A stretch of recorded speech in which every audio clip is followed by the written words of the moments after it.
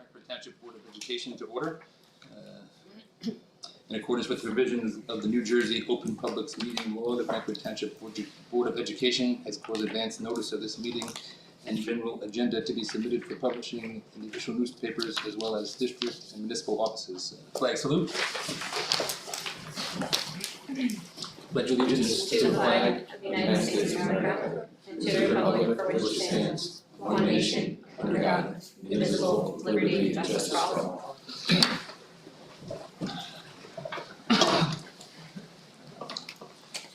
Roll call. Kate Allen. Here. Lee Anderson. Here. Jamie Armando. Here. Rami Castellani. Caitlin Fredo. Here. Mandy Joust. Jennifer Naus. Here. Mickey Perez. Here. John Tiger. Here. Ready to roll to executive session. Looking for a motion to enter into executive session. Second. Second. We're gonna stay here. Yep. We want you guys to please leave. Can I ask a quick question? Sure. No, it's all right. Save it for another time.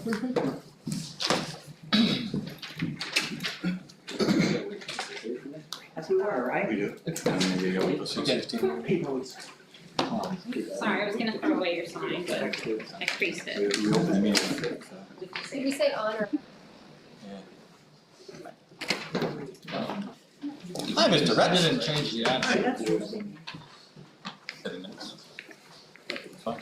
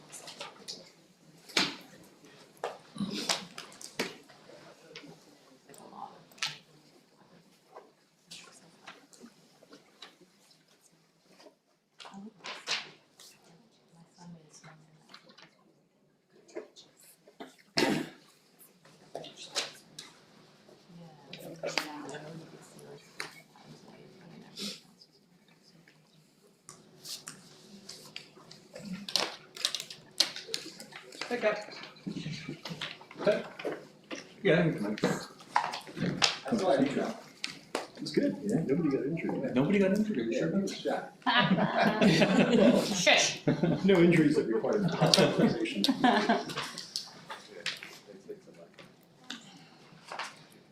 Later.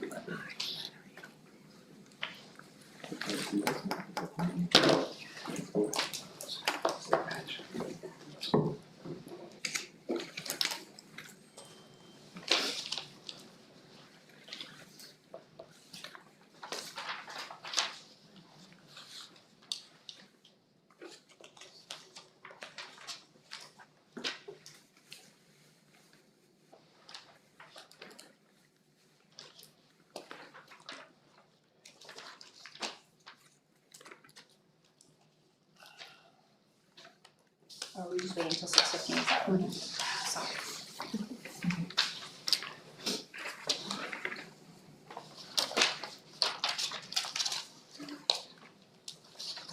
Caitlin, you want me to do some? Yes, please. Just make sure you keep track of like where they were in the order. Do you want me to take the bottom, like bottom? Yeah, I'll take this. Great. I'll take the bottom. Because then when I flip these over, then they'll go to the bottom. Okay, great. Thanks. Serious? Good evening. Hi.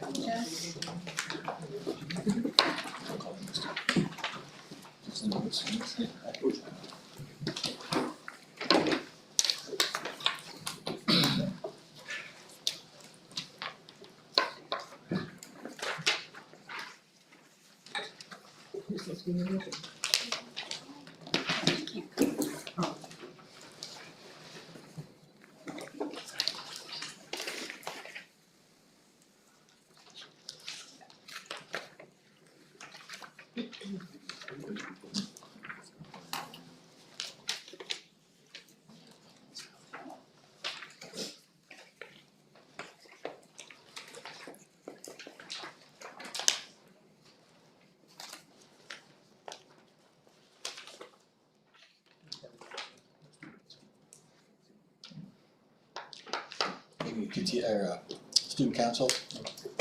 Just, they're not coming because they only have one thing to say, and Okay. I didn't wanna drag them out, so Right. You gonna say? I'll say. You let me know when you're ready.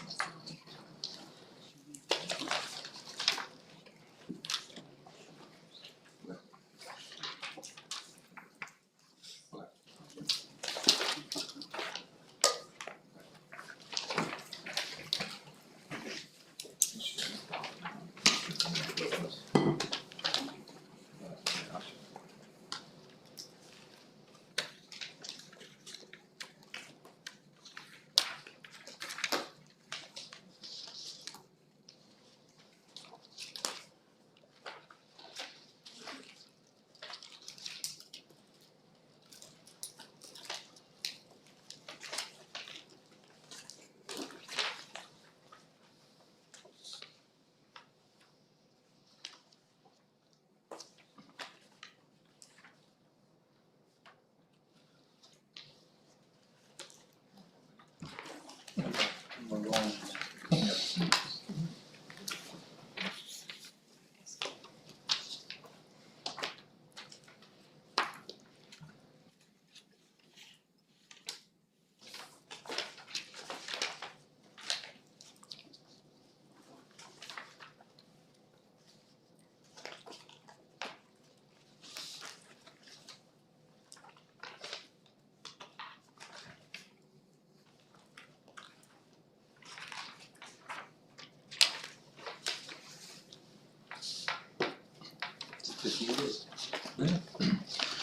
All right, we're gonna move on to recognitions and presentations. We got Jen presenting for the staff member of the month.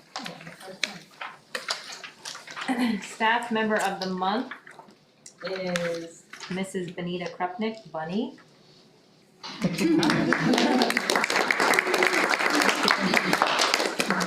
Mrs. Benita Krupnik, fondly known to us all as Bunny, has been a valued staff member during her tenure at Frankford Township School. Seeing Bunny in action for almost 20 years, I have witnessed her rapport with people of all ages. She is always energetic and enthusiastic even after 36 years with Frankford Township and 39 years in education overall. Bunny does not work for awards or accolades. In her contracted position as an RTI instructor, it is clear that her goal is to see that her students make measurable progress in the subject matter being taught. There is no doubt that she makes her students feel important and successful while at school. Bunny also contributes immensely to our school, grasping the true meaning of "it takes a village." Since the onset of COVID in the 2019-2020 school year, and over the following and continuously interrupted school, our school has had to meet true staffing challenges. Bunny has, without reservation, covered almost every teaching position in the elementary school as we dealt with the staff absences that were and still are faced with on a daily basis. Bunny never hesitates to answer the early morning texts and calls from Ronnie DeFranco or Amy Labrizzi to cover a class for a few periods or an entire day. She jumps right into the trenches and with positivity always responds with, "Whatever you need or wherever you need me." Bunny possesses an incredible work ethic, which truly benefits our district. She exhibits integrity every day that she reports to work with the clear purpose of supporting the learning community of Frankford Township School for both students and staff. Not only is Bunny a committed educator at her core, but she is a really good person and deserves to be recognized and complimented. Thank you.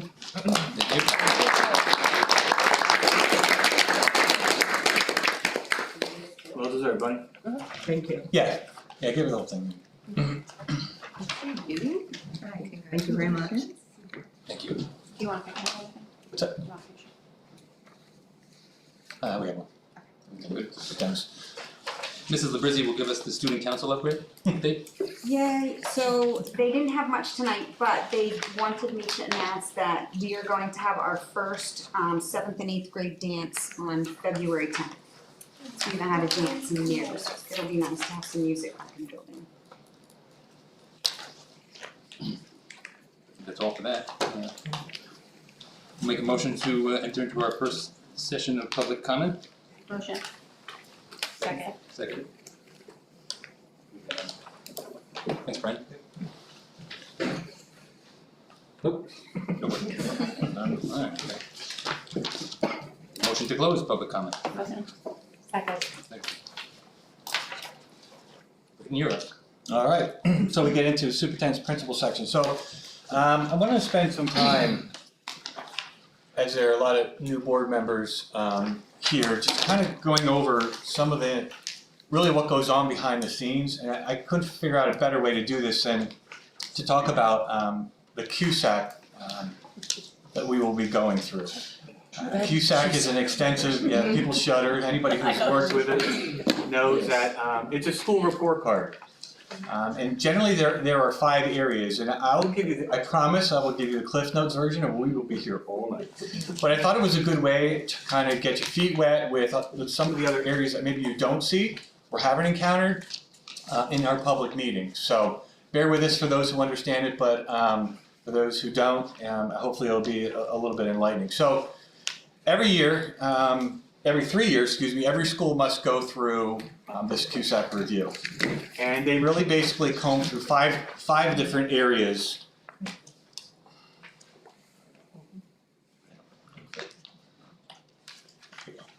Really, what is it? It's an evaluation. CUSAC was put together by the State Department of Education.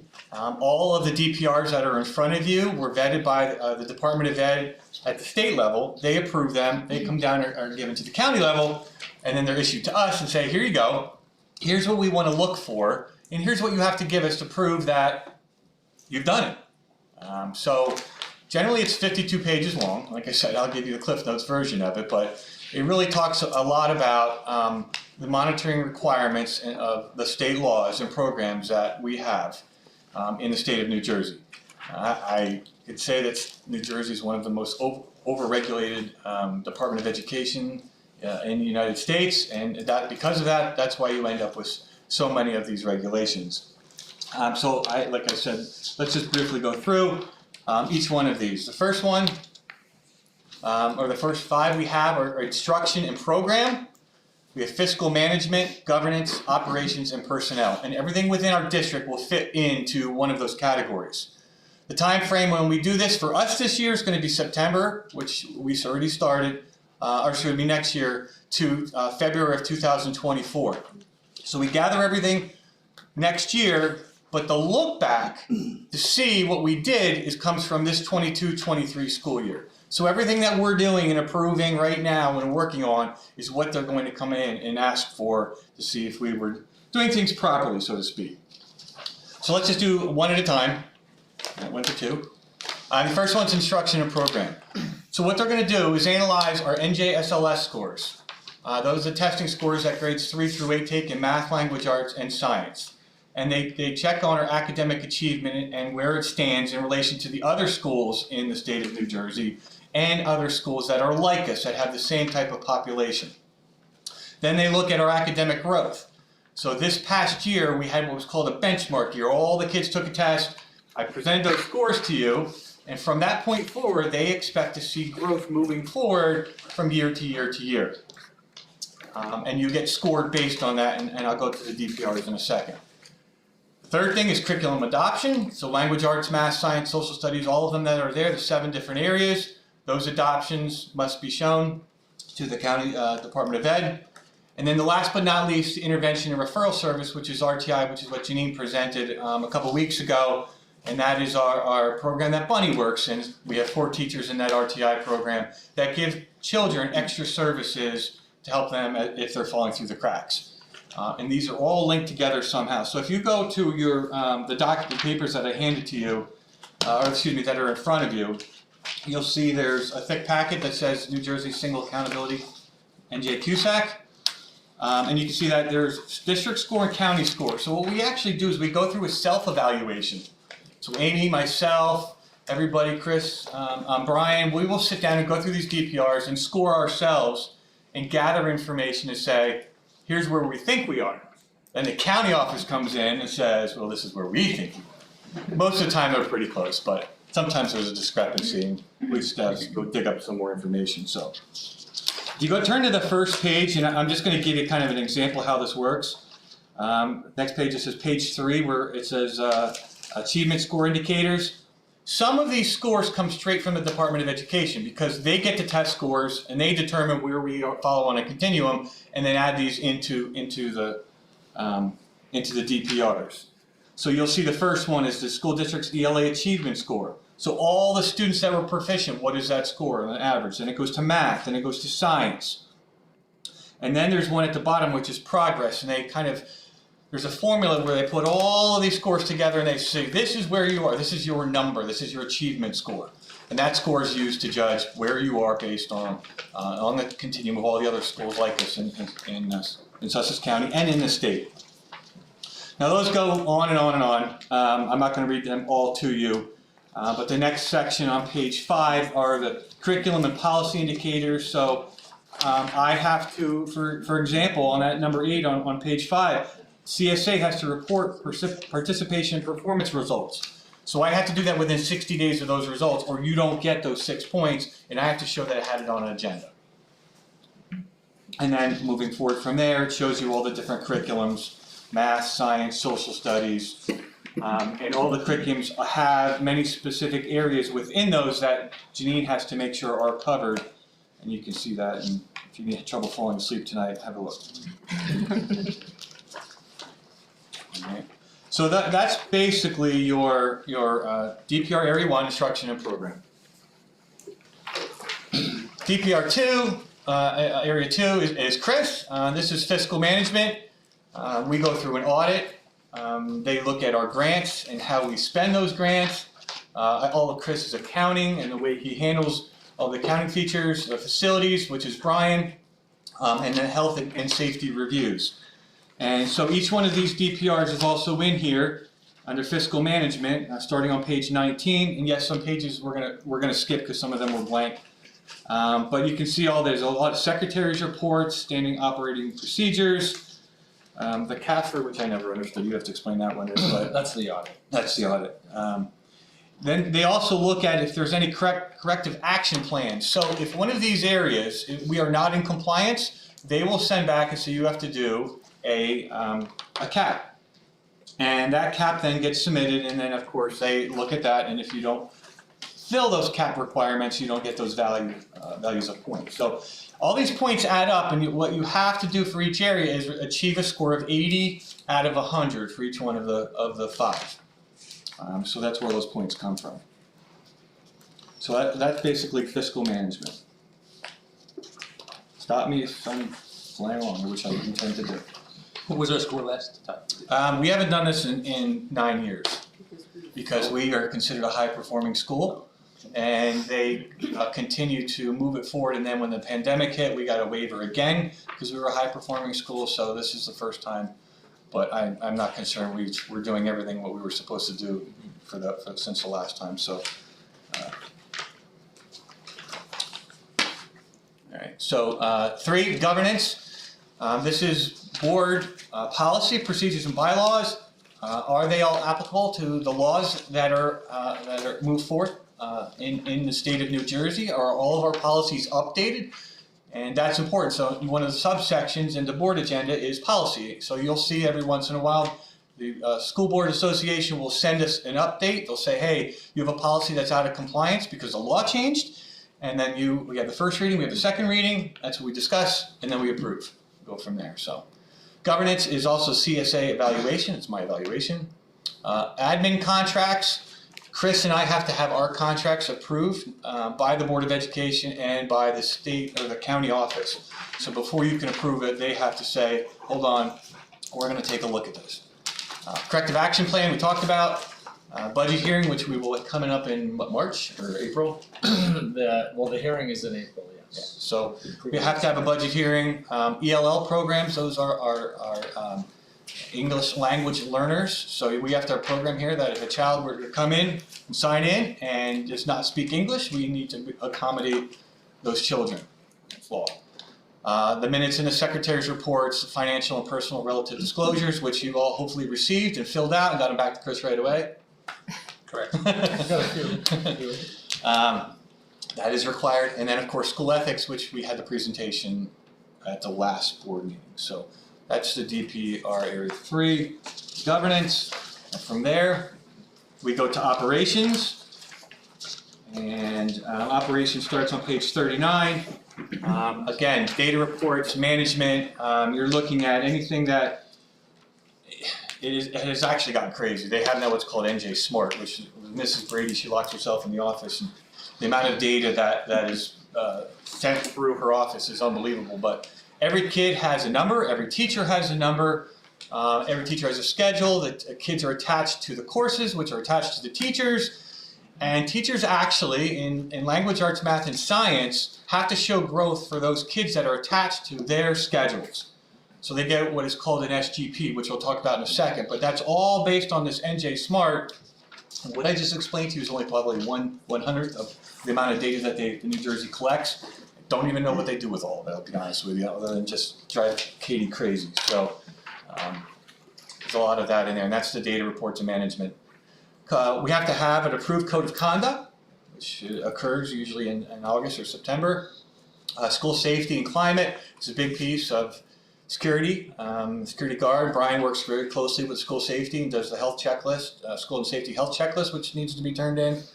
All our drug and alcohol programs and mandated immunizations in the nurse's office, our safety drills, attendance requirements, and our comprehensive equity plan, which is obviously something that's just extremely important, making sure all kids have the right to a free and appropriate education, regardless of their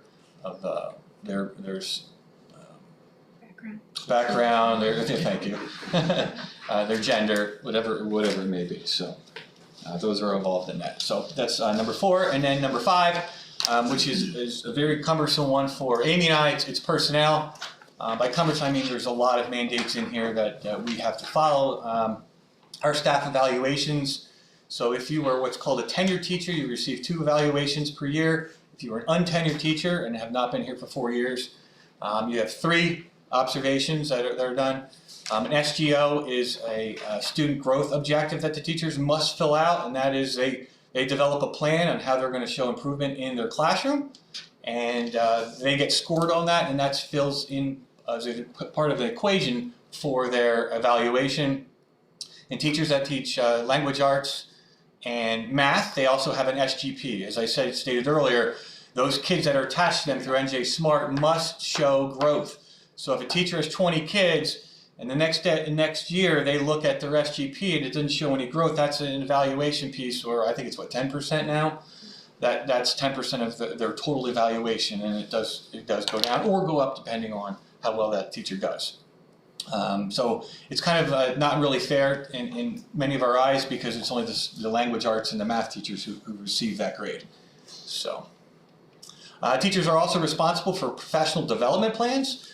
Those are due somewhere around October 15th of every year, where they have to show what they're going to do or how they're going to be a better teacher or become a better teacher or learn to be a better teacher or staff member throughout the course of the year. Those get turned into Amy and I, and then we meet with them at the end of the year, and they show us what they worked on throughout the year to provide a better teaching or learning experience in their classroom. Teacher schedules, it's part of the personnel. That's what Amy and I do all summer, is get the schedules together to make sure everything jives and everything works when the kids walk in the door. New teachers have and will be on a mentoring plan, And that mentoring plan is developed by the administration along with consultation of the teachers. And basically it's how we're going to make sure that that new teacher is successful in the building as they walk in. And a lot of that work happens in the summer before they even get here. But we assign a veteran teacher to that rookie, for lack of a better term, so that they have somebody to go to directly. We are responsible for teacher licenses. You can't just hire a teacher and put them anywhere. There are specific licenses that can teach specific subjects and grade levels. So that's something else that as we go and look to hire individuals, it's a thorn in our side many times, is trying to find good science teachers, thank you Kat, and math teachers. With special ed teachers are very difficult to find right now. So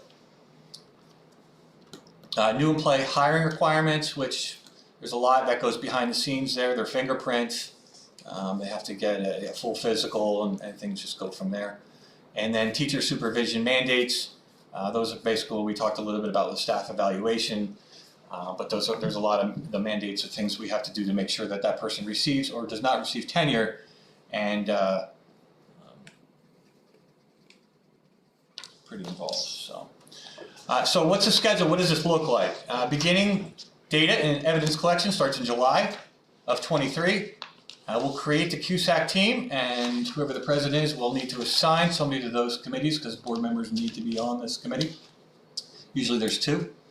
Help us collect all this fun information and to make sure we are in compliance. Evidence is sent to the county DOE somewhere around November. In February, that's when the county office will come in and meet and do an audit and take a look at all of the information that we have and see if it's legit. They do visit the building and check for safety and well-being of the building. And then a final BOE approval sometime in March of 2024. And I know it seems like it's pretty far away, but for us, that's going to be right around the corner as you're working through all of this and collecting everything. So, extremely involved process. I think that's my last slide. Any questions? If you want this, as you go through this, if you're not sure about something, I'm going to shoot me an email, say, what does this mean? Or you don't really care, that's fine too, but I just wanted to let the board know what they're getting into, because there will be some members that will have to be part of this. So, right now we are enrollments at 506, so we're pretty steady. Charter school enrollments at 3, and we went over HIB in our executive session meeting. You can see as a communication, we do not have a communications committee together yet. So once that fills in, they will report out on this, but you can see what is going on during the month of February and March, the beginning of it. We don't have any new policies that came across the desk, so we're good this month. Dr. Milley, until we get that curriculum committee together, and we'll meet and report out from there. And same thing with technology, but I think Krista has a few things to report on. Don't have too much. Okay. Finance law, I'll just say the audit is finishing up for the 5th straight year in a row. The audits have been delayed till now it's delayed until March 17th is the due date for the audit. So statutorily it's supposed to be due December 5th, but due to changes in governmental accounting standards, the state of New Jersey is delayed on releasing pension data. So anyways, needless to say, we get a little bit of time before it's finally presented for approval. After that, our next 2 meetings will be budget reviews. Budget processes in middle of March, we need to submit the budget to the state for review, and then after it goes through county and state reviews, we will then have our public hearing in April. So that's the short version of the process. So next month we'll be going over this. That's all I have for finance right now. School safety and climate, we had a fire drill and a lockdown drill. Personnel, as stated before, we have an individual that's go out for 12 weeks, and I have a recommendation to hire somebody for that in here on number 12, Jennifer Woolen, who has filled in for us for another teacher, well experienced. Excited to have her back. And for personnel, I don't think we have any new subs this morning. Nope. So for personnel, that's pretty much it. All positions right now are filled in the school, so all of our paraprofessionals at this moment. I don't wanna jinx myself, I'll wake up tomorrow and only be one missing, but I'm happy to say that every position has been filled. So that's it for personnel, and that moves you, Mr. Anderson. I'm sorry? Back to the consent agenda.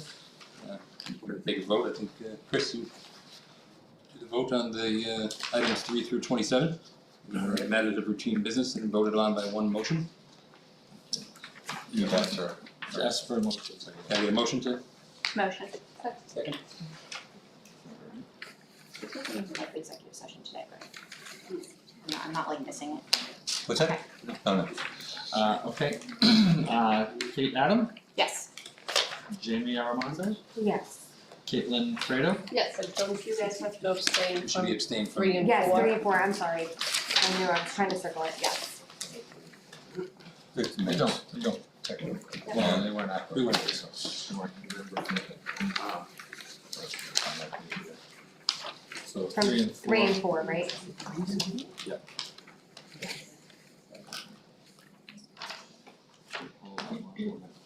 Okay, Jennifer Naus, Yes. Nikki Perez. Yes. John Tiger, Yes.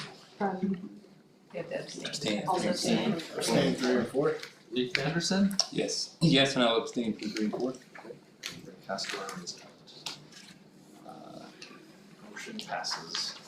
I'd like to enter the next session of public comment. Would you have a motion? Motion. Second? Second. Take it again, Brian? Yes, we have one. Mrs. Eckert.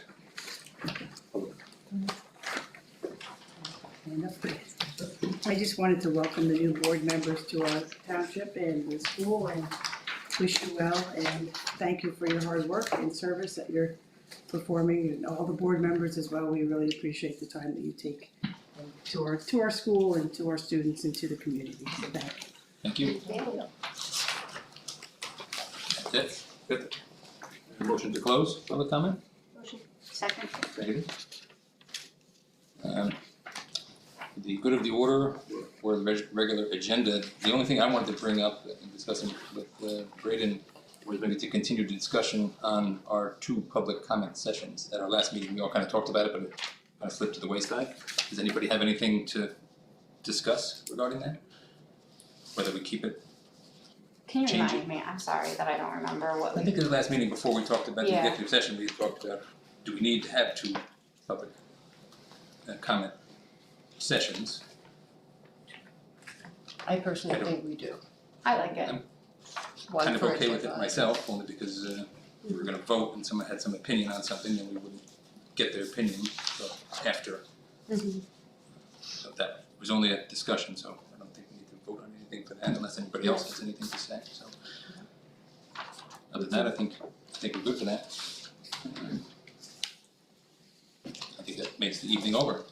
There's one thing Go for it. there's a statement I'd like to make, and I feel like it is a little aggressive, but I feel like if I don't make it, I'll feel remiss in not saying something. So, first off, I'd like to take a moment to once again recognize the dedication and efforts put forth by our previous board president, Ralph Smith. Ralph brought many years of experience in education to this very table. During his tenure on the Board of Education and as board president, he gained extensive knowledge through the New Jersey School Board Association training and conferences that made him highly qualified to lead our Board of Education in school. After our last meeting, I was evaluating the selection of our new leadership.